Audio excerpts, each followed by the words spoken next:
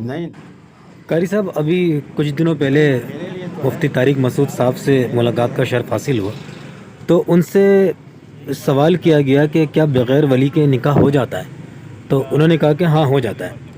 اچھا، اس کے بعد پھر جب میں نے ان کو حدیث سنائی تو وہ تھوڑی دیر خاموش رہا، پھر اس کے بعد کہنے لگے کہ دیکھیں، امام ابو حنیفہ کے نزدیک ہو جاتا ہے اور ہم حنفی ہیں تو ہمارے نزدیک تو ہو جاتا ہے۔ تو یہ کیسا دین ہے قاری صاحب؟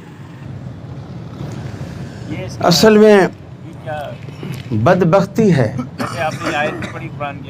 کہ ایک بندہ جانتا ہو کہ حدیث یوں ہے، پھر بھی اصل میں ان کا مسلک ہے کہ امام کے قول کے خلاف قرآن کی آیت بھی آئے گی نا تو قرآن کی آیت میں تعویل کر کے امام کے قول کے مطابق لایا جائے گا، یعنی امام کے قول کو اس میں تعویل کر کے قرآن حدیث کے مطابق لانے کی کوشش نہیں کریں گے، قرآن حدیث میں تعویل کر کے اس کو امام کے قول کے مطابق لانے کی کوشش کریں گے۔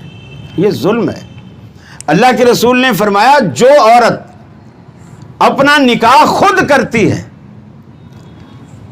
من نکحت بغیر اذن ولیہ فنکاحھا باطل فنکاحھا باطل فنکاحھا باطل، 3 دفعہ آپ نے فرمایا وہ نکاح باطل ہے، باطل ہے، باطل، اس کی کوئی حیثیت نہیں۔ اور ایک جگہ آپ نے فرمایا لا نکاح الا بولی، ولی کے اذن کے بغیر نکاح ہوتا ہی نہیں، ہوتا ہی نہیں۔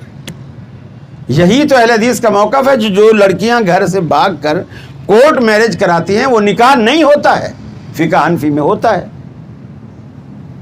چنانچہ کورٹ میں جتنے بھی نکاح ہو رہے ہیں اور ماں باپ کا منہ کالا کر کے لڑکیاں جا کے وہاں نکاح کراتی ہیں، وہ فقہ حنفی کے مطابق کرا رہی ہیں۔ یہ ظلم کی بات ہے۔ قاری صاحب، کا شریعت ہمیں